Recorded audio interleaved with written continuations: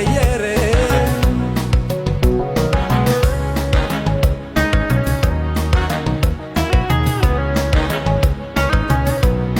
የሆዴ ነገር ብረሳ ለህሊናዬ ብገዛ የዋህነቴን ባበዛ ሞኝነ ሃሉኝ ፈዛዛ እምነቱን ብሎ የኖረ ፍቅርን ይዞ ያደረ ልቡን ለእውነት የሰዋ ሞኝ ይባላል ሸዋ ምነው ሸዋ ምነው ሸዋ